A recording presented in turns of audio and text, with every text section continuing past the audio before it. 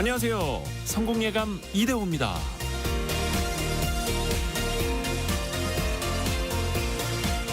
매일같이 돈에 치여 삽니다. 오늘도 돈을 벌기 위해서 일터로 나가고요. 아무것도 하지 않았는데 자동으로 돈이 빠져나가는 날도 많습니다.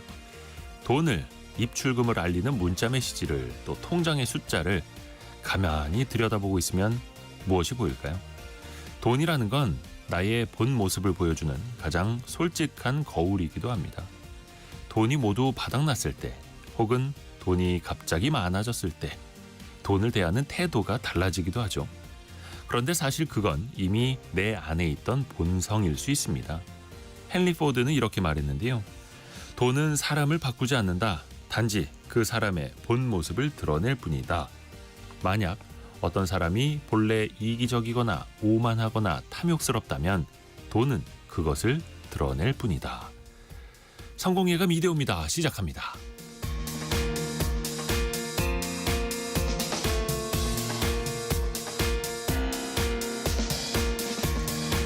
안녕하세요. 이대호입니다.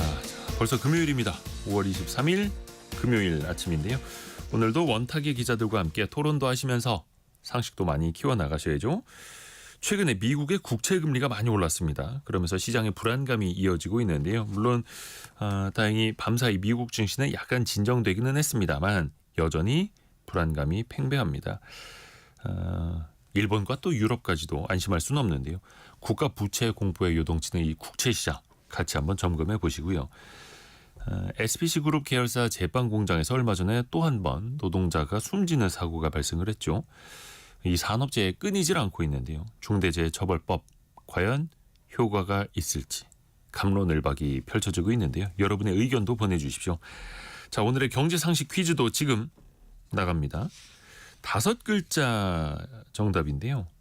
노년기에 병이나 장애 등으로 누군가의 돌봄이 필요할 때 남성의 경우에는 자신을 돌봐줄 사람으로 아내를 가장 많이 꼽았다고 합니다. 하지만 여성의 경우에는 남편보다는 오히려 이 직업군을 먼저 언급했는데요. 남성의 경우에도 두 번째로 이 직업의 도움을 받겠다라고 선택을 했고요. 노년기 돌봄 수요가 점점 커지고 있죠. 고령자의 식사, 위생, 일상생활 등을 지원하는 이 분들의 역할이 그래서 더 중요해지고 있습니다. 정답은 5글자인데요. 요양이 필요한 분들을 보호하는, 돌보는 이 직업의 이름을 뭐라고 할까요? 혹은 이제 자격증 최근에 또 많이들 취득하시는데요. 정답을 보내주시면 됩니다. 짧은 문자 50원, 긴 문자 100원이 드는 샵 9730, 또 KBS 콩이 열려 있고요. 추첨을 통해서 다양한 선물도 보내드리고 있습니다. 혹은 이 직업과 관련된 여러분의 경험담을 보내주셔도 좋을 것 같고요. KBS 콩 또 유튜브를 통해서도 원탁의 기자들 만나보실까요? 성공예감 이대호입니다. 자주 검색하시면 성공이 가까워집니다.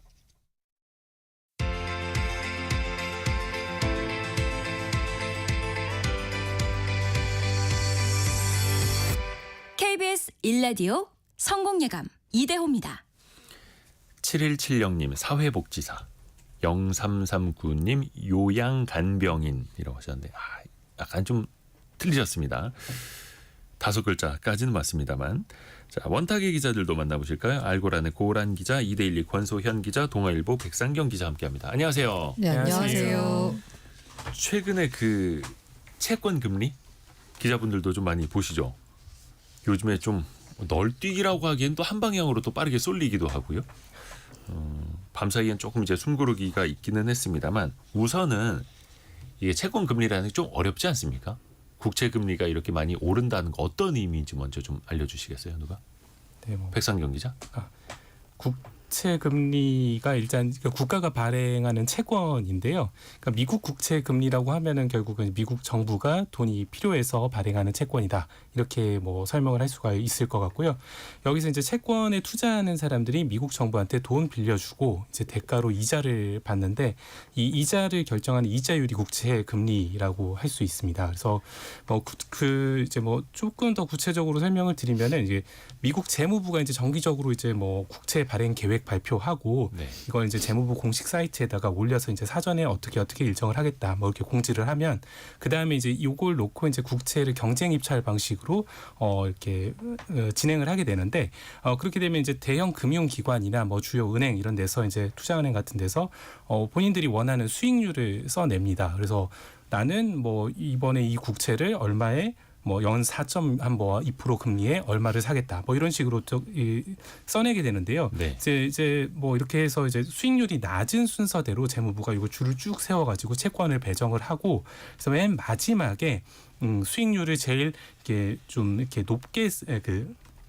높게 써낸 게 이제 마지막에 채권을 배정받은 사람이 제시한 그 금리가 이제 최종 낙찰 수익률이 됩니다. 그래서 이걸 가지고 뉴스에서 이제 기자들이 이제 국채 금리 뭐 얼마로 결정이 됐다 이렇게 보도를 하거든요. 네. 근데 지금 말씀하신 것처럼 지금 뭐 국채 금리가 굉장히 치솟고 있습니다. 뭐 한 21일 기준으로 해서 뭐 30년 만기, 뭐 20년 만기 다 지금 5%대에 들어가면서 네. 굉장히 지금 높은 수준으로 지금 심리적 저항선이 한 5% 정도 보는데 그걸 넘어갔거든요. 그래서 와 이게 지금 미국의 국채 금리다라고 하면은 사실 세계에서 제일 안전한 자산이고 제일 선호가 되는 뭐 국채 중에 하나인데 그게 지금 뭐 수익률이 5%가 넘어갔다.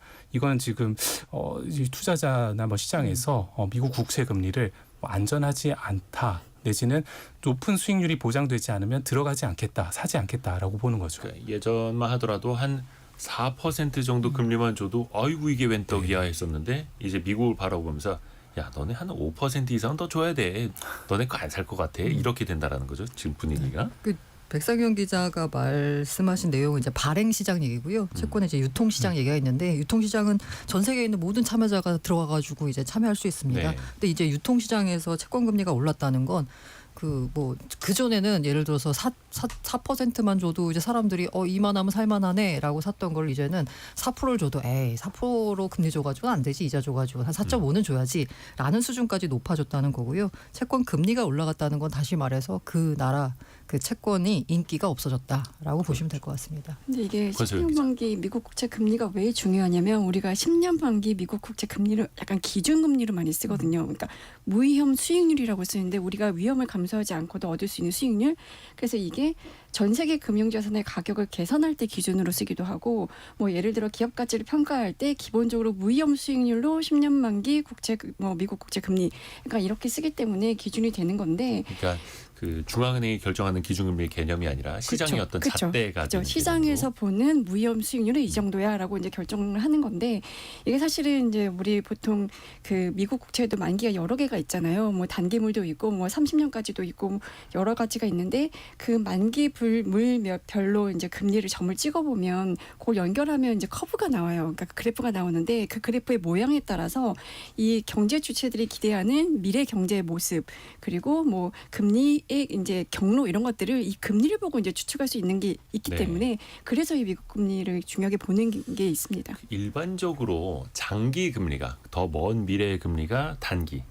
그러니까 만기가 짧은 금리보다 좀 높은 게 더 정상 아닙니까? 그쵸. 뭐 예를 들어서 원래는. 돈을 빌려줄 때 1년 빌려주는 것보다 30년 빌려줄 때 더 높은 금리를 받아야 시장에서 소화가 될 테니까요. 그렇죠. 근데 어떻게 최근에는 갚을 줄 알고. 장기 금리가 올라도 너무 오른다는 게 문제인 건 아닙니까? 원래는 그 금리를 그려보면은 이게 그 말씀하신 금리 커브라는 거가 나오는데 이게 평평하게 플랫하게 나옵니다. 이제 그 장기로 갈수록 조금 평평하게 그래서 약간 이 단기 금리보다 장기 금리가 조금 높은 선에서 이제 플랫하게 가는 뭐 이게 원래의 그림인데 이게 지금 이제 그 지금 상황에서는 장기 금리가 굉장히 올라가고 있거든요. 네. 그래서 요 그래프가 이렇게 조금 더 이제 날카롭게 서는 모습이 되고 이걸 그래서 이제 커브 스티플링이라 해가지고 스티프닝이라고 해가지고 커브가 좀 가팔라졌다 이런 표현들을 쓰는데 이게 사실 이제 여러 가지 의미를 뭐 담지를 하고 있습니다. 그러니까 금리라는 거, 장기 금리라는 거를 결정하는 요인들이 굉장히 지금 많은데 상황을 좀 설명을 해보면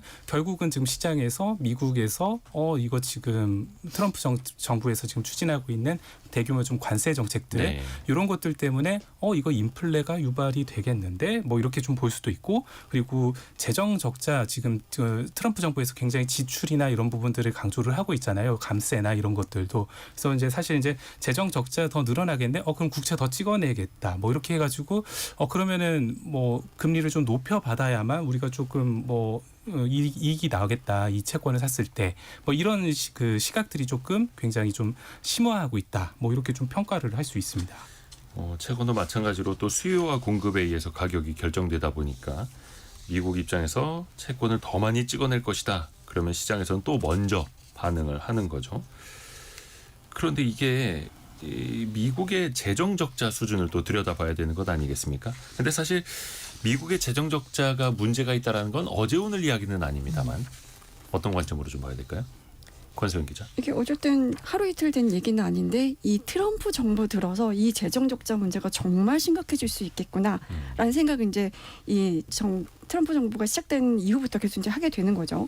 실제로 미국 정부의 총 부채 보면 지난 3월 기준으로 36조 달러예요. 그러니까 사실 빚의 절대 규모보다는 이 갚을 능력을 좀 봐야 되는데 보통은 이제 국내 총생산 대비 부채 비율을 좀 보거든요. 지난해 미국 GDP 대비 국가 부채 비율이 124%예요. 그러니까 GDP보다 많은 거죠. 이게 2013년만 해도 100% 정도였는데 어쨌든 100%를 넘고 이제 124%까지 올라간 건데 이걸로 인한 이자 비용만 연간 8,800억 달러 수준인데 지금 이런 추세로 국채 발행 계속하고 이제 금리가 올라가면 그 금리 올라간 거에 따른 이자가 더 늘어나잖아요. 네. 이렇게 되면 연간 이자 비용이 1조 달러 그러니까 우리나라 돈으로 보면 83조 원 정도 되는 건데 이걸 넘어설 수 있다라는 얘기도 이제 나오고 있어요. 그런 이유 때문에 뭐 최근에 모디스가 미국의 뭐 신용 등급을 한 단계 낮추기도 하고 이랬었는데 지금 보면 여러 가지 뭐 관세적도 문제긴 하지만 이제 최근에 뭐 얘기했던 그 감세 법안이 이제 간밤에 하원에서 통과를 했잖아요. 그러니까 이 감세 법안으로 인해서 재정 적자가 확대가 될 수 있고 그걸로 인해서 결국은 국채 발행이 늘어날 수밖에 없네. 그렇게 되면 재정 적자는 늘어날 수밖에 없고 이걸로 인한 부담을 어떻게 감당할 거야? 이런 우려들이 지금 이제 국채 금리에 다 반영이 되고 있는 거죠. 그 기억을 더듬어서 보면은 오바마 행정부 때에는 그 국가 부채 한도 정부 부채 한도 협상이 잘 안 돼서 행정부가 셧다운, 문 닫아서 공무원들 출근하지 말라고 했던 적도 있고 그 이후에도 어떻게 보면은 매번 벌어지죠. 바이든 행정부 때도 엄청난 재정 지원하면서 급격하게 재정 부담이 늘어났고 트럼프 행정부는 이제 시작된 지 한 4개월 정도밖에 안 되기는 했습니다만 계속해서 시장은 엄청 또 걱정을 한다는 거죠. 제가 느끼기에 아까 다들 말씀하셨지만 이게 어제 오늘 얘기가 아니잖아요. 근데 왜 이렇게 시장이 요즘 들어서 이렇게 민감하게 반응할까에 대해서 제가 약간 나름대로 내린 결론은 뭐냐면 이거는 의지의 문제다. 그러니까 옛날에는 우리가 이렇게 빚이 많아요. 하지만 열심히 노력해서 빚을 좀 갚을게요라는 어떤 식의 신용이라든가 의지라도 보여줬던 것 같아요. 근데 이제 트럼프 행정부 들어서는 얘네는 진짜 의지가 있나? 라고 시장이 판단하는 것 같습니다. 아니 사실 미국 입장에서는 미국이 아무리 빚이 많아도 달러를 찍으면 되는 나라이기 때문에 사실 뭐 우리나라처럼 우리가 뭐 국가부채가 얼마가 된다 막 했을 때 그 걱정의 강도가 훨씬 더 약하거든요. 그런데 이제 트럼프 행정부는 그래도 과거 이제 정부들 보자면 우리가 이제 빚이 많지만 이러저러한 노력을 통해서 빚을 좀 줄여보려고 노력을 하겠습니다라는 식의 의지를 보여줬던 것 같은데 시장에 이제는 그런 의지를 보여주지 않고 아예 그 메가 법안 통과되는 거 보면은 뭐 예산한 거 보니까 10년간 연방 정부 재정 적자 2조 5천억 달러에서 3조 달러까지 증가시킬 거다. 뭐 이런 전망들이 나오고 있잖아요. 그러다 보니까 아예 신경을 안 쓴다라고 시장이 판단한 것 같다라는 느낌이 들어요. 근데 이게 참 헷갈릴 수밖에 없는 게 트럼프 행정부 공약 때부터 해서 재정 적자 많이 줄이겠다, 건전성 강화하겠다. 그래서 뭐 IRA 법안으로 주던 보조금도 삭감하겠다. 그다음에 도지라고 하는 정부 효율부에서 일론 머스크가 등장시켜서 공무원들 막 해고하고 그러면서 재정 건전성을 강화하겠다. 뭐 이거는 이제 국채 금리가 하락하는 요인이긴 한데 또 한켠에서는 감세하겠다. 감세하겠다고 하니까 시장에서는 뭐지? 하는 거죠. 차라리 방향이라도 보이면 좋은데 이 트럼프 정책이 너무나 또 이제 불확실하다 보니까. 그래서 제가 아까 의지의 문제라는 표현을 드린 게 지금은 조금 많이 들어가겠는데 한때 스티븐 미란이 굉장히 많이 등장해서 미란 보고서가 화제가 됐잖아요. 그 미란 보고서에 보면 그런 부분이 등장하잖아요. 그 100년 영구채 무이자 영구채를 발행해서 안보를 무기로 그냥 우리 상대국한테 그 100년 무이자 어차피 이자 없으니까 떠넘기자라는 이제 얘기도 나오고 있고 아니면 미국의 국채를 투자하는 데 있어서 뭐 일종의 수수료를 매기자. 라는 식으로 만약에 미국 국채를 만약에 뭐 100만 원 들고 있으면 10만 원은 수수료로 갖고 와 이런 식의 이런 얘기들이 들어가 있거든요. 한때 뭐 독일이나 이런 데서 마이너스 금리 등장했던 맞아요. 것처럼 네. 우리한테 돈을 맡기려면 수수료를 내. 우리 국채를 사려면 그 돈을 빌리는 사람 입장한테 우리한테 돈을 빌려주려면 수수료를 내. 이게 근데 이제 거기에 대가가 이제 뭐 미국의 안보를 대가로 뭐 이런 얘기가 들어가 있거든요. 그런 걸 보면서 시장에서는 아 트럼프 행정부는 이게 갚을 생각이 없구나라고 시장이 인지하면서 이른바 임계점을 넘어선 게 아닌가라는 생각이 듭니다. 근데 뭐 외국 그 다른 국가들이 바보도 아니고 그렇죠, 사실 맞아요. 미국 국채를 발행할 때 외국인, 그러니까 미국 내에 뭐 예를 들어 연준, 미국 내 금융기관 이런 데들 말고 그 다른 국가들이 이제 받쳐주는 수요들이 좀 있었어요. 근데 그 사실 최근에 미국 국채 입찰에서 이런 외국인 투자 수요가 확 줄지는 않았거든요. 근데 이게 보면 추세적으로 계속 줄여가고 있는 상황인 거예요. 그래서 한때 외국인의 이 미국 국채 보유 비중이 50%에 육박했던 적도 있었는데 지금은 한 33% 정도 되는 상황이거든요. 근데 그게 뭐 물론 이제 외국인 투자자들이 줄인 요인도 있고, 그러니까 미국이 이제 기본적으로 국채 발행을 늘렸으니까 이제 모수가 늘어나서 비중이 줄어든 것도 있고 뭐 이러긴 한데 대표적으로 보면 중국 같은 경우가 이제 관세 전쟁하고 막 이러면서 원래 중국이 미국 국채를 가장 많이 보유하고 있는 국가였는데 꾸준히 줄여서 지금은 뭐 3위 정도로 이제 내려왔어요. 근데 이런 추세가 멈출 것이냐? 저는 그렇게 보진 않거든요. 그러니까 이게 만약에 이제 관세 정책 같은 것도 이제 영향을 줄 수밖에 없는 게 원래 외국 투자자들이 미국 국채를 사는 데는 여러 가지 요인이 있죠. 뭐 유동성이 받쳐주기도 하고, 뭐 안전성도 있고, 분산 투자 차원에서도 이제 투자할 수 있고, 뭐 수익성을 노릴 수도 있고, 뭐 보험 차원에서도 투자할 수가 있는데 이제 기본적으로는 미국하고 무역을 해서 만약에 돈을 벌고 흑자를 내면 달러가 들어오잖아요. 그럼 그 달러로 미국 국채를 매수한 요인도 좀 있었는데 이게 관세 전쟁이 벌어지고 이러면서 대외 무역이 좀 감소하고 들어오는 달러가 줄어든다. 그러면 미국 국채에 대한 이제 수요도 자연스럽게 줄어들 수밖에 없는 구조인 거예요. 그러니까 이 외국 투자자들이 이제 미국 국채를 이제 덜 사기 시작한다, 혹은 줄여가기 시작한다. 이것도 지금 이제 수요와 공급에서 보면 수요 측면에서 굉장히 큰 요인인 거죠.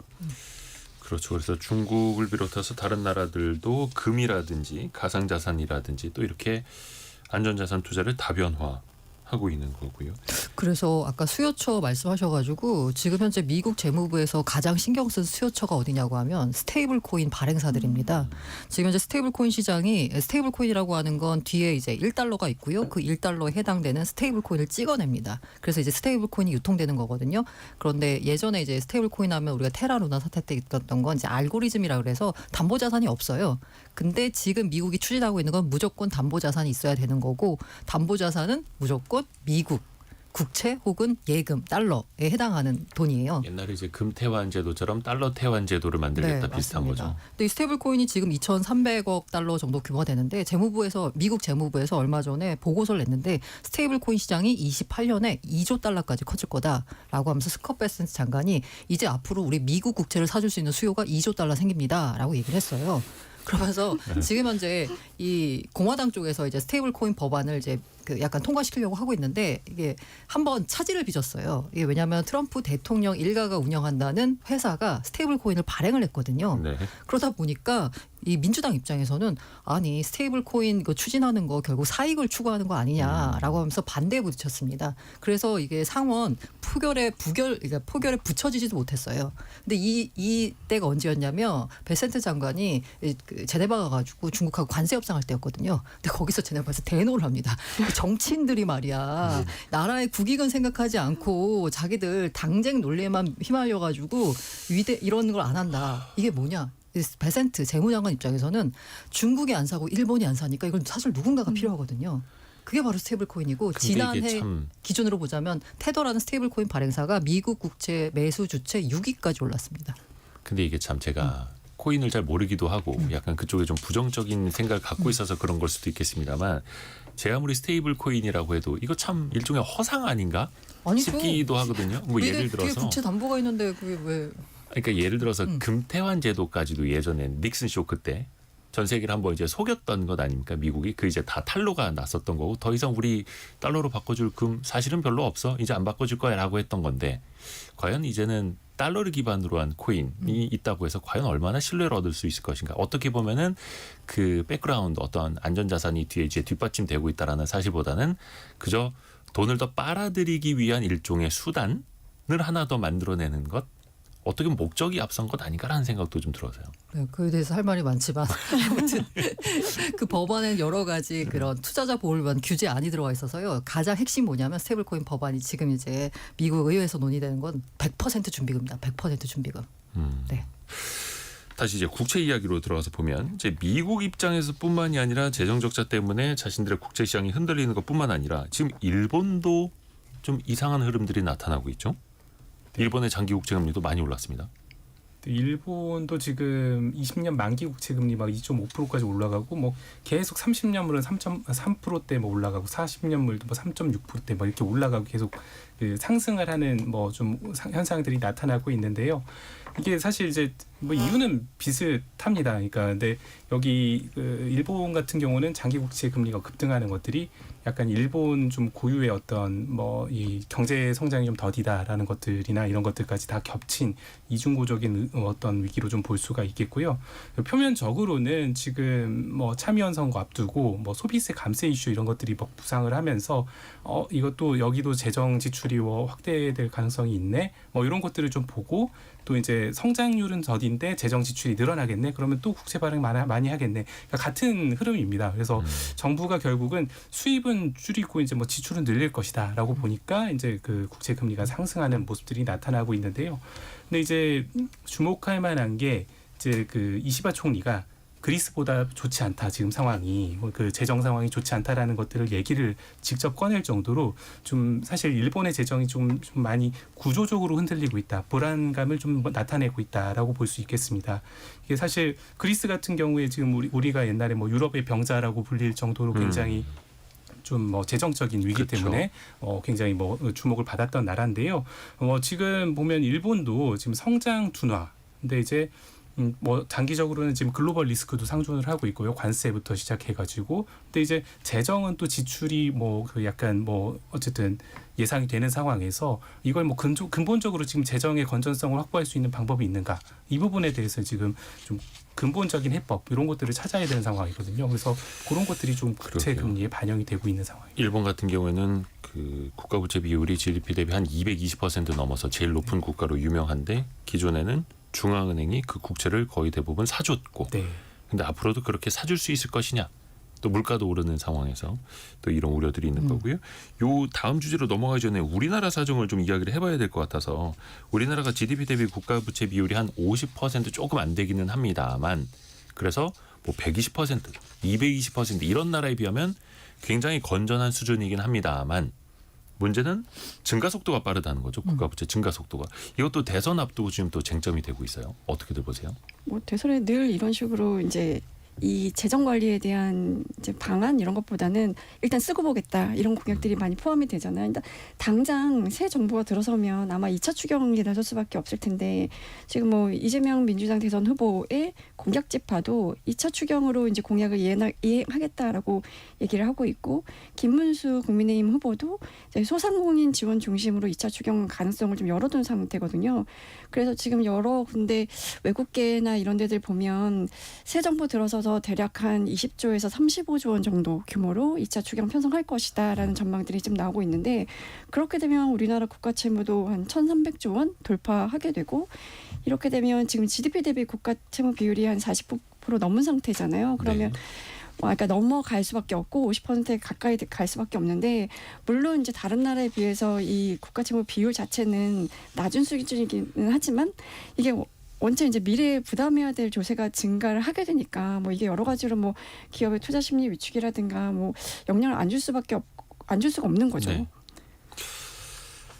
근데 이게 참 경제가 너무 안 좋은 상황에서 기업도 투자를 안 하고 가게도 소비를 못 하고 누군가는 돈을 써야 돈이 돌 텐데 이러다 보니까 또 정부의 역할로는 나올 수밖에 없고 부채 증가 속도는 또 우리가 우려를 해야 하는 거고요. 그 적전선이 어느 정도일지는 계속해서 좀 치열한 토론이 또 필요해 보입니다. 저희가 경제상식 퀴즈 한 번 더 내드리고 두 번째 이슈로 넘어갈게요. 돌봄의 현장에서 약자들을 위해서 가사, 위생, 이동, 건강관리 등을 도와주시는 분들, 돌봐주시는 분들을 이렇게 5글자로 부르죠. 전문적으로 자격증이 필요합니다. 벌써 300만 명 가까이 자격증을 따셨다고 하네요. 그런데 실제로 이걸 활용해서 일하시는 분들은 70만 명 정도라고 하고요. 그리고 또 앞에서도 말씀드렸습니다만 한 조사에서 남성들은 내가 만약 요양이 필요하면 아내가 돌봐줄 거야 라고 생각을 했다고 합니다만 여성분들은 남편이 아니라 이분들이 더 믿음직하다 이렇게 답을 했다라고 하죠. 이성옥님 정답 돌봄 선생님은 유치원이나 초등학교에 계실 것 같고요. 8140님 요양시설에서 근무하고 있습니다. 이 선생님들 정말 고생들 많으세요 이렇게 보내주셨고요. 그렇죠. 또 힘든 일 하시는데 정말 감사드립니다. 9345님 저는 50대 여성인데요. 요즘 주변 친구들이 이거 자격증 많이 취득하더라고요. 이렇게 또 보내주셨네요. 0515님 정답 이거 그리고 이대호님은 나의 카페인 보호사라고 커피를 안 보내드려서 카페인으로부터 제가 보호를 해드리나요? 감사합니다. 0515님. 카페인을 좀 보내드릴게요. 자, 여러분이 생각하시는 그 정답 5글자 보내주시면 되고요. 짧은 문자 50원, 긴 문자 100원이 드는 샵 9730 또 KBS 콩이 열려 있습니다.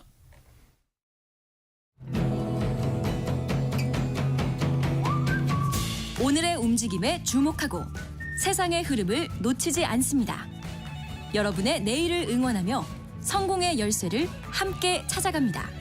성공예감 이대호입니다. 두 번째로 이야기해볼 이슈도 좀 무겁습니다. 그 SPC에서 벌어진 재해, 산업재해, 이 근로자가 또 한번 숨지는 사고가 일어났습니다. 이거 예전에 우리 몇 번 원탁의 기자들 때 토론했었거든요. 계속 반복이 되는 거죠. 구란 기자, 이게 어려운 부분이에요. 이거 사고 막겠다고 법을 만들었는데도 불구하고 법 제정 이후에 사고가 줄지 않았습니다. 그래서 근본적으로 그러면 왜 자꾸 사고가 일어날까? 법을 더 강화해야 되나? 아니면 법을 다른 식으로 보완해야 되나? 여러 가지 생각하게 되는 문제였어요. 특히 이제 뭐 사실 이 특정 회사에서 많이 일어난 문제는 그럼 이 회사에 뭔가 구조적인 문제가 있지 않나를 생각할 수밖에 없는데 어쨌든 외향적으로 드러난 것만 보면 너무 사고가 많이 발생해서 뭐 회장이 나와서 사과를 하기도 했고 네. 그리고 안전 쪽에다가 1,000억을 투자해가지고 안전 경영 시스템 강화하겠다라고 약속을 했고요. 이게 뭐 실제로 돈을 썼는지 알 수 없지만 어쨌든 외부로 발표된 거에 따르면 1,000억 투자하겠다고 했을 때 835억 원을 투입해서 산업 안전 강화를 했다라고 이제 회사 측은 발표했거든요. 그럼에도 불구하고 또 사고가 났습니다. 이게 과연 이 회사가 잘못인 건지 아니면 그런 이 법을 통해서 사고를 막는 것에 한계가 있는 건지 좀 많은 생각을 하게 됐습니다. 아직 저도 결론을 잘 모르겠어요. 어떻게 내려야 될지. 근데 이게 4년간 3명의 노동자가 숨지는 사고가 SPC 계열 그룹사 현장에서 나타났는데요. 빵 만드는 회사에서 왜 사망 사고가 이어질까? 이것도 잘 이해가 안 되시는 분들도 많을 것 같아요. 사실 이게 중대산업재해 관련된 법안 시행되고 나서 대부분 이제 건설업에서 이제 일어날 거라고 사실 예측돼 그쪽이 가장 심하기는 많이 합니다만. 했고, 한 절반 정도는 아마 건설업에서 일어나고 있는 것 같아요. 근데 사실 뭐 나머지도 보면 보통은 제조업에서 많이 일어나고 이 빵 만드는 것도 어쨌든 기계를 돌려서 하는 제조업이기 때문에 그래서 뭐 빵 만드는 일이 이렇게 위험한 일이었나 싶기도 한데 결국 이제 기계에 뭐 끼이거나 뭐 거기서 이제 사망 사고 혹은 절단 사고들이 좀 일어나고 있는 거잖아요. 근데 이게 우리가 이제 중대재해처벌법이 이제 시행되고 난 다음에 이 법의 내용이라든가 이런 거에 대한 인지가 그리고 그거를 위한 예방 조치 이런 것들이 제대로 시행이 됐는지는 좀 궁금한데 사실 이번에 사고 난 것도 보면 그 라인이 요새 인기 굉장히 많이 끌고 있죠. 크보빵이라고 그 KBO 빵이라고 하는데 거기 이제 야구 선수 띠부실이 있어서 아이들이 좀 많이 사거든요. 근데 이게 워낙 이제 인기를 끌고 있으니까 주문 물량 맞추기 위해서 이제 24시간 가동하다가 이렇게 된 거 아니냐는 얘기가 나오는데 이게 뭐 이제 사고 경위를 좀 보면 기계가 돌아가다가 좀 삐걱 소리가 나서 윤활유를 이제 뿌리기 위해서 하다가 이제 사고가 난 거잖아요. 근데 보통은 보면 이게 기계가 뭐가 문제가 있어서 소음이 나거나 이러면 가동을 멈추고 기계를 정비를 하는 게 맞는데 제가 그 사진을 보고 깜짝 놀란 게 그 사진에 빵들은 그대로 있더라고요. 컨베이어 벨트 옆에 이제 높은 그 공간에 빵들이 있는데 그럼 빵을 그대로 놓고 윤활유를 뿌렸다는 거잖아요.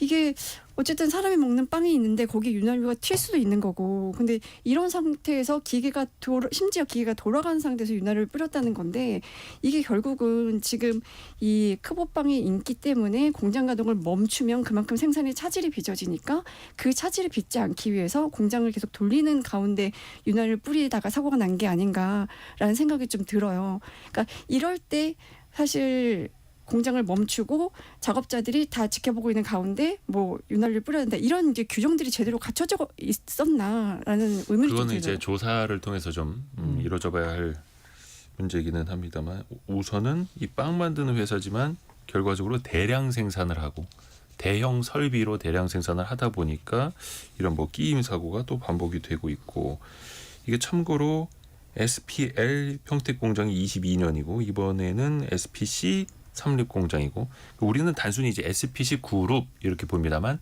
각각의 또 회사나 법인, 사업장은 또 다를 수 있다는 점도 참고로 알려드립니다. 이게 왜냐하면 SPC 계열 같은 경우는 우리 이제 생활 속에서 많이 지켜보는 B2C 기업이다 보니까 익숙하긴 합니다만, 전체적인 산업재해로 돌아가시는 분이 하루에 1.6명 꼴이라고 합니다. 이틀에 3분씩은 산업재해로 돌아가시고 있는 건데, 그분들은 뉴스에 안 나오는 경우가 훨씬 더 많은 거죠. 일단 다시 SPC 그룹으로 돌아가서 대국민 사과를 했죠. 허영인 회장도 대국민 사과를 했고, 앞에서 고란 기자도 이야기를 했습니다만 약 1,000억 원을 투자해서 안전 경영 시스템을 강화한다라고 했습니다. 근데 결과는 뭐 사고는 막지 못했다라는 거고요. 이게 제대로 집행이 됐는지는 일단 이것도 어찌됐든 간에 회사가 발표하는 걸 보고 믿는 수밖에 없는 거잖아요. 실효성, 현실성은 어떻게 좀 따져봐야 될까요? 어려운 이야기이긴 합니다만. 일단은 썼던 돈을 좀 돌아보면요. 그러니까 지금 관련 예산이 835억 원이었다라고 하는데, 이제 뭐 고강도나 뭐 위험 작업 같은 것들을 자동화하는 거, 그러니까 사람의 손을 좀 덜 타고 기계들끼리 좀 할 수 있게끔 만드는데 한 228억 원이 투입이 됐고요. 안전 설비를 확충하는데 225억 원, 뭐 작업 환경 개선에 뭐 189억 원, 뭐 장비 안전성 강화, 이렇게 좀 그 회사에서 이제 밝힌 사용처는 그렇습니다. 네, 예산을 이런 데다 써서 이제 안전함을 좀 올렸다라고 하는데, 말씀하신 것처럼 지금 계속적으로 사고가 나는 상황이고요. 지금 뭐 사실 이제 이 생각을 해보면, 이를테면은 이제 그 사람이 어쨌든 이렇게 들어가지 않을 수 없는 공정들이 분명히 있잖아요. 근데 네. 아까 권소영 기자님 말씀하신 것처럼 이게 지금 어쨌든 공장을 멈춰 세우거나 안전을 최우선으로 해야 되는 부분에 있어서 그 프로세스가 안전 최우선으로 좀 정리가 돼 있는 건가라는 의문을 갖지 않을 수가 없습니다. 그러니까 이게 뭐 장비를 산다고 해서, 어떤 안전 장비를 다 확충을 한다고 해서 사고가 근본적으로 해결되는 것들은 아니잖아요. 막 났을 때 피해를 줄이거나 아니면은 뭐 한 10번 날 거를 뭐 한 번 7, 8번으로 줄인달지 뭐 이런 효과는 좀 기대할 수 있더라도, 근본적으로 안전에 대한 의식을 조금 중시하는 프로세스를 확충을 개선을 좀 하지 않으면은 그런 부분은 계속 뭐 문제가 발생할 수밖에 없는데, 그 부분이 얼마나 잘 이루어졌는지는 조금 회사의 설명만 볼 게 아니라 좀 꼼꼼하게 좀 내용을 살펴봐야 되지 않을까, 이런 생각도 들고요. 뭐 예를 실제로 들어서? 산업안전보건법의 시행 규칙을 보면요, 동력으로 작동되는 기계의 정비 청소를 할 때 노동자가 위험해질 우려가 있으면 사업주는 기계 운전을 정지할 의무가 있어요. 근데 이 내용이 작업 현장에서 실제로 현장에서 일하는 사람들이 인지를 하고 있느냐, 그리고 이거를 이제 기업 사업주나 경영자들이 이거를 매뉴얼화 했느냐, 아닌 경우들이 되게 많다는 거죠. 그러니까 그 책임 소재를 엄밀하게 따져봐야 하는 거고, 그 현장에 분명히 지키라고 했고 그런 안전장치나 제도를 마련해 놨느냐, 그럼에도 불구하고 근로자가 현장에서 그냥 빨리빨리 하려고 하다가 사고가 났느냐, 더 정밀한 조사가 그래서 필요한 거죠. 기업 차원에서도 또 노력을 해야겠습니다만, 정부 차원에서는 중대재해처벌법이라는 걸 몇 년 전부터 이제 시행을 하고 있는데요. 이번 대선 국면에서도 토론 주제로도 또 뜨겁게 지난번 그 경제부문 TV 토론 때 이야기가 나왔습니다. 이재명 후보랑 김문수 후보가 이거 가지고도 좀 부딪히기도 했었는데, 김문수 후보 같은 경우에는 이 중대재해처벌법 없애야 된다, 완화해야 된다, 이렇게 이야기를 했고, 이재명 후보는 이미 합의된 법안을 왜 모르느냐 이렇게 또 반박을 했거든요. 기자분들은 좀 어떻게 생각하세요? 특히 이제 실효성 부분에서도 좀 물음표가 달리는 부분이죠. 이게 사실은 이제 종사자의 안전보건 확보를 위반했을 때 그때 이제 처벌을 받게 되어 있잖아요. 대표이사까지 처벌할 수 그렇죠. 있는. 그 판단은 이제 뭐 검사가 구경하라고 이제 법원에서 하는 건데 실제로 이거를 시행한 이게 2022년부터 50인 이상 사업장한테 우선 적용이 됐고 이제 2024년부터는 5인 이상 사업장을 확대 시행이 됐고 지금 이제 노동계에서는 5인 미만으로도 확대해야 된다라고 주장을 하고 있잖아요.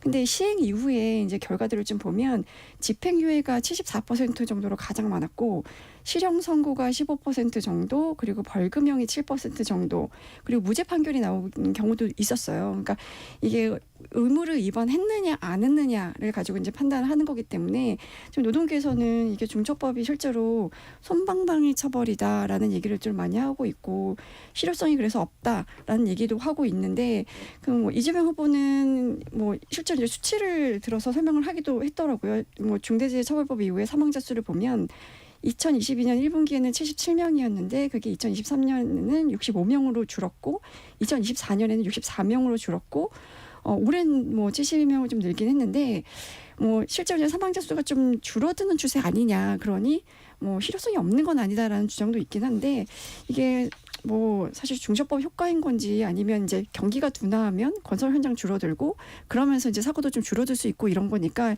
인과성은 좀 따져보긴 해야 되는데 이게 그 실효성 이런 것들을 따지기 전에 이거를 실제로 사고가 난 다음에 처벌하는 거를 강화해서 예방 효과를 누리기보다도 그냥 예방에 관련된 시스템을 먼저 구축하는 법안으로 좀 바꿨으면 좋겠어요. 그러니까 무게 중심을 예방적으로 좀 더 가져가야 되는 게 아닌가 하는 생각이 좀 듭니다. 근데 사실 그렇게 해도 안 되니까 가장 극단적인 처방으로 대표이사까지 구속시킬 수 있는 법안을 시행하자라고 해서 만들어진 건데 정성환님 같은 경우에도 처벌을 확실히 해야 그런 재해가 줄어들 것 아닌가요? 이렇게 이야기를 해주셨는데 처벌을 확실히 한다고 해도 과연 실효성이 있느냐?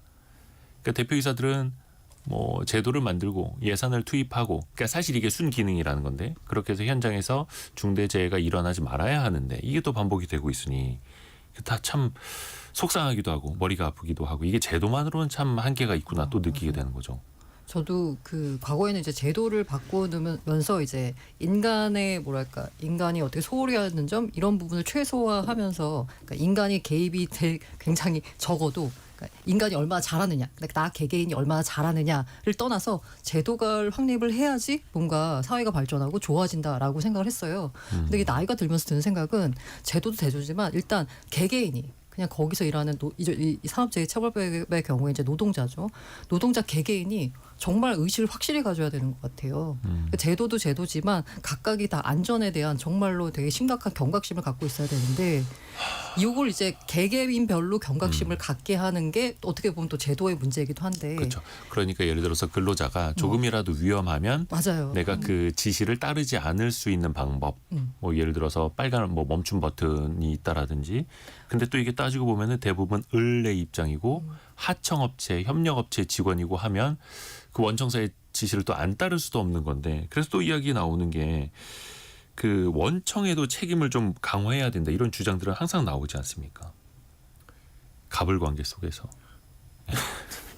이것도 어려운 이야기입니다. 또 특히 이제 한국노총에서는 중대재해처벌법을 오히려 5인 미만 사업장까지 더 확대해야 한다. 또 이렇게 주장을 하기도 하고요.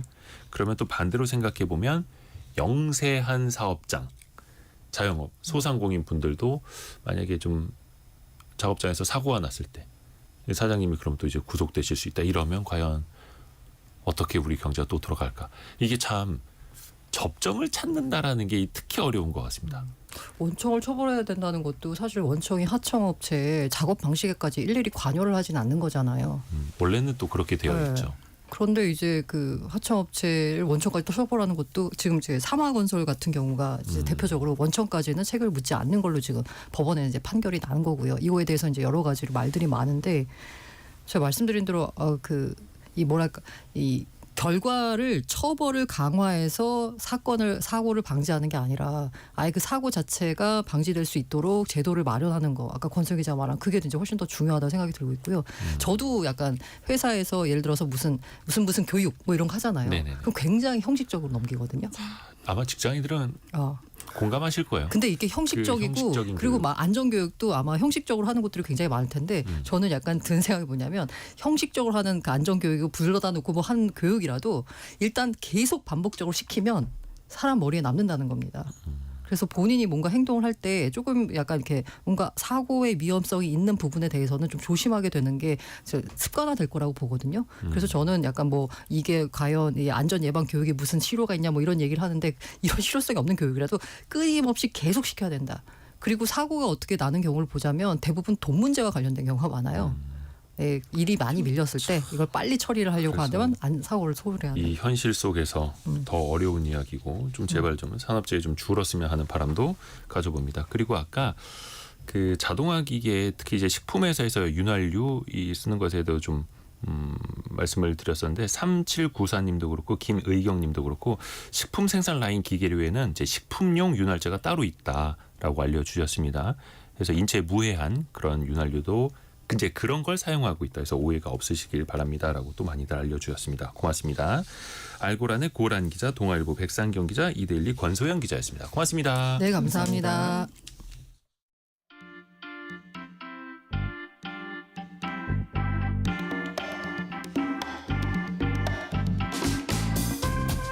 지금 여러분께서는 KBS 일라디오 성공예감 이대호입니다를 듣고 계십니다. 프로그램에 참여하신 청취자 여러분께는 추첨을 통해 Y스트릿에서 밝은 눈과 두뇌 건강, 활력까지 한 번에 와이즈 부스터를, 아름다운 식탁 창조 주비푸드에서 뿌리 담은 리얼 생 와사비를, 쉽고 빠른 판촉물 제작 시너지 기프트에서 고속 충전 알람 시계를, 그리고 성공예감에서 준비한 커피 쿠폰을 보내드립니다. 당첨자는 성공예감 이대호입니다 홈페이지에서 확인하세요.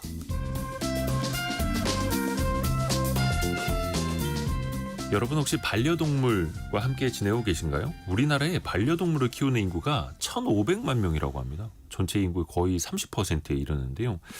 그런데 그 이면에는 학대당하고 이용만 당하는 동물들도 많죠. 체험과 저널리즘을 합친 체헐리즘 시간, 머니투데이 남형도 기자와 함께합니다. 안녕하세요. 안녕하세요. 이번에는 미용 실습견을 보셨다고요? 어떤 강아지가 미용 실습견이에요? 그러니까 강아지 미용을 하려는 실습생들이 예. 연습하기 위해서 이제 쓰는 개라고 보시면 됩니다. 네. 한 사육장에 갔는데 미용 실습견이 총 58마리가 네. 있었고 한 달에 이제 두세 번 정도 이제 봉고차를 타고 미용학원에 갔다가 다시 돌아오는 방식이고요. 뭐 말티즈, 푸들, 비숑 이렇게 인기 많은 품종별로 분류가 돼 있었는데 털이 다 자라면 그렇게 나갔다가 돌아오는 방식으로 되어 있었습니다. 아니, 근데 딱 거기까지만 들어보면 어유 강아지도 호강하네. 뭐 미용도 받고 차 타고 갔다 와서 미용실 갔다 오는 거 아니야? 라고 생각할 수 있는데 네. 현실은 그게 아니라면서요. 그러니까 그 사육장이 바깥에 보니까 변이 가득 쌓여 있었고 내부는 뭐 파리로 막 들끓는 상황이었고요. 그러니까 미용 실습견이어서 털만 뭐 깔끔하게 계속 주기적으로 받으니까 깎여 있었을 뿐이고 상태가 거의 다 좋지 않았습니다. 그러니까 특히 또 상상을 해보시면은 미용 가위 때문에 뭐 귀가 베이고 살이 뚫리거나 이런 경우도 좀 많았고요.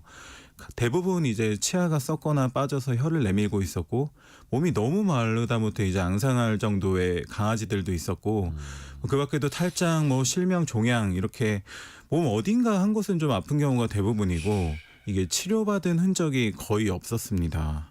아니 그러니까 어떻게 보면 개 사육장이랑 똑같은 거네요. 그렇죠. 그냥 개 네. 사육장에 있는 개들을 미용 실습견으로 좀 보내고 온다. 물론 네, 그 사이에서 돈도 맞습니다. 오가겠습니다만 이거 법적으로는 괜찮은 거예요? 그러니까 실습은 원래 위그라고 해서 이제 강아지 가발 모형을 쓰게 되어 있는데 아하. 현재는 근데 또 살아있는 개를 쓴다고 해서 불법은 아니고 빌려주고 돈을 받는 것만 불법입니다. 실습하느라 이제 높은 데 올려놓고 가위 들면은 무섭잖아요. 근데 두세 시간씩 그렇게 연습을 하고 있고 이 실습 대상이 되는 개에 대한 윤리적인 기준이 전혀 없다는 게 문제입니다. 뭐 몇 시간 이상 쓰면 안 된다. 낯선 환경에 갑자기 놓이지 못하게 한다든지. 그러니까 아무래도 좀 미숙한 실습생들이 하다가 강아지가 다치고 네. 그 이후에 공론화로 이어지는 그런 상황이 좀 자주 발생하고 있습니다. 야, 지금 박미영님도 그렇고 김홍태님도 그렇고 이런 현실 처음 들으시는 분들 저도 처음 알았거든요. 네. 미용 실습견이라서 호강하는 개인 줄 알았는데 이게 다 어디서 어떻게 수급이 되는 거예요? 전부 다 이제 그런 건 아닌데 네. 자기 개를 데려와서 하거나 뭐 유기견 보호소에 가서 이제 미용 봉사를 하는 단체도 있어요. 거기까지만 놓고 보면 참 좋은데. 그런 학원도 있는데 그런데 상당 부분은 또 번식장에서 공급을 받거나 아예 학원에서 그 실습용 개를 키우면서 실습을 한다는 얘기도 들리고 있습니다. 근데 뭐 강아지들 털이 뭐 하루 이틀 만에 다 자라는 그렇죠. 것도 아니고 여러 번 또 실습을 해야 되니까. 네, 그러니까 수요는 많은데 합법적으로 또 구하기는 어렵다 보니 번식경 공급처럼 어둠의 시장이 좀 커지는 방식으로 되는 거죠. 그러니까 구조 현장에서도 좀 어떤 게 눈에 띄었냐면 예. 배에 제왕절개 자국이 뚜렷한 개들이 많이 보였어요.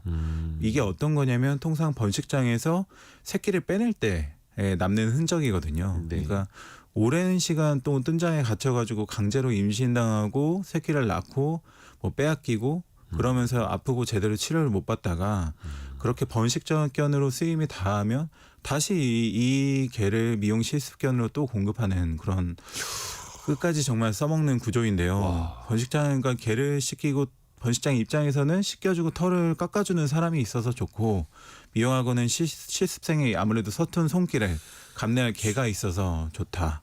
이런 식으로 운영이 되고 있었습니다. 그냥 그 네. 강아지 공장에서 계속해서 돌림으로 이용당하는 강아지들이 이제는 털까지 이용을 당하는 건데. 네, 맞습니다. 이거를 학생들도 알고 있을까요? 미용 실습생들도 그러니까 반응이 어떻든가요? 사실은 이제 강아지를 사랑해서 네. 좀 입양 갈 때 재능 기부라도 하고 싶어서 이제 미용 미용을 좀 배우려고 했다. 네. 그런 일이었는데 사실 끔찍한 뭐 기억과 트라우마로 남았다는 실습생도 있었고요. 네. 특히 번식장에서 오는 강아지들 상태가 심각하다 보니까 발톱에서 뭐 좀 피나거나 이런 게 매일 있는 일이었고 케이지 안에 뭐 4-5마리씩 들어가서 강아지가 괴로워해도 좀 미용을 진행을 계속하고 좀 생명이 아니라 인형처럼 느껴졌다라고 하는 분이 있었고요. 또 다른 실습생은 합법 번식장에서 온 실습견을 썼지만 합법이라고 하기에는 또 강아지 상태가 좀 말이 안 되더라 이렇게 이야기를 하는 경우도 있었습니다. 발 한쪽이 없기도 하고 발이 없다고. 네. 실명이 된 강아지도 있고 가위로 살을 자르거나 눈이 찔려도 병원에 한 번 안 가고 뭐 소독만 한 채 돌려보낸 경우도 있더라. 그래서 좀 병원에 가야 하는 정도의 강아지인데 그렇죠. 미용 실습견으로 와 있는 거예요.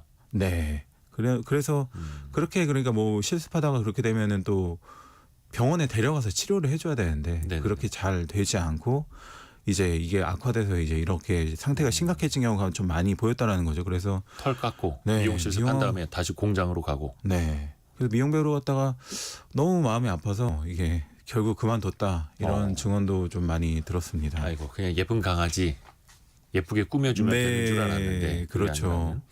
8722님 우리 반려견은 15살입니다. 오늘도 병원에 데려가신다고 하네요. 네, 참 정말 예쁜데 번식장은 없어져야 합니다. 이렇게 이야기해 주셨고요.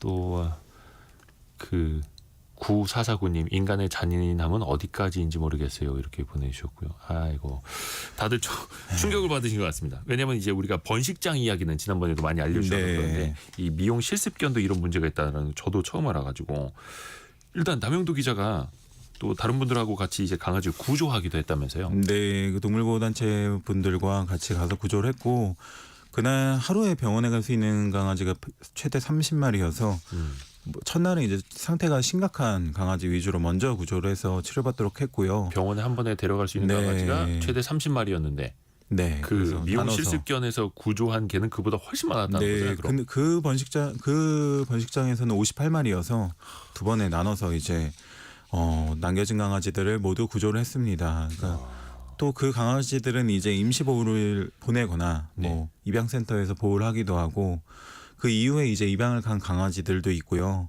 근데 너무 상태가 심각한 상태여서 치료도 못 받고 결국 무지개 다리를 건넌 강아지도 있었습니다. 그렇게 상태가 안 좋은데 자기 털을 미용 실습용으로 네, 또 맞습니다. 오가면서 또 네. 그렇게 자기 몸을 제공하는 강아지들이 있다라는 거고 앞에서도 우리나라 그 반려동물과 함께 지내는 인구가 1,500만이 넘는다고 말씀드렸는데 네. 그렇다 보니까 이번 대선에서도 그 반려동물 관련된 공약이 나오더라고요.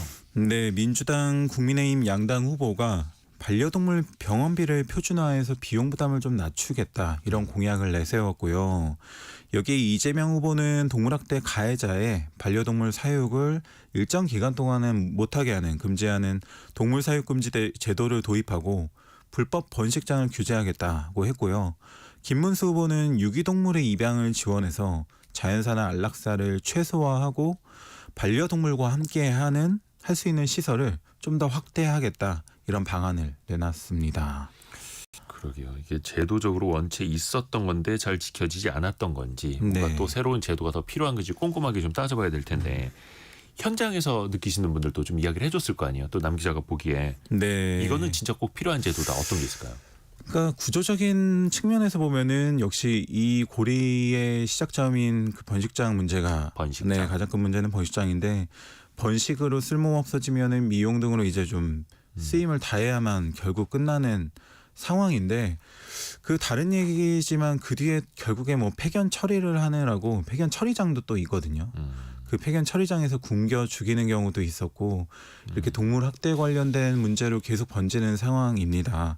그러니까 그게 결국에는 규제인데 반려견 생산업 규제도 안 하고 그에 관련된 감독도 제대로 안 하고 합법 번식장이라고 해서 가보면은 너무 열악한 경우가 많다라는 거죠. 그러니까 이런 제도가 굉장히 허술하기 때문에 철저하게 이력 관리를 해야 하고 이게 선행이 돼야 될 것 같습니다. 이게 결국에는 유기견 문제와도 다 연결이 되어 있는 그렇죠. 네, 부분입니다. 참 요즘에는 용어가 좀 달라졌습니다만 예전에는 막 애견센터 이렇게 네. 하면서 유리창 안에 귀여운 강아지들이 이렇게 칸칸이 놓고 사가라고. 물론 이제 지금도 있습니다만. 네. 그래서 사지 말고 입양하자 이런 캠페인도 있습니다만 여전히 그게 일종의 산업으로 있는 한 참 네. 이게 바뀌기 어렵지 않나라는 생각도 들고요. 오늘 우리 청취자분들도 충격을 좀 많이 받으신 것 같습니다. 제도에 대해서 조금 더 신경을 써야겠고요. 머니투데이 남영도 기자 함께했습니다. 고맙습니다. 감사합니다. 자, 2부에서는요. 저희가 뿌리 깊은 제조업 시간으로 돌아옵니다. 곽재식 작가와 함께하는 재밌는 시간이죠. 얼마 전에 광주의 금호 타이어 공장에서 큰 불이 났는데요. 이 고무 어떻게 만들어졌는지 고무 타이어는 과연 친환경적일 수 있을지 같이 한번 들어보시죠. 10시 5분에 금방 다시 돌아옵니다.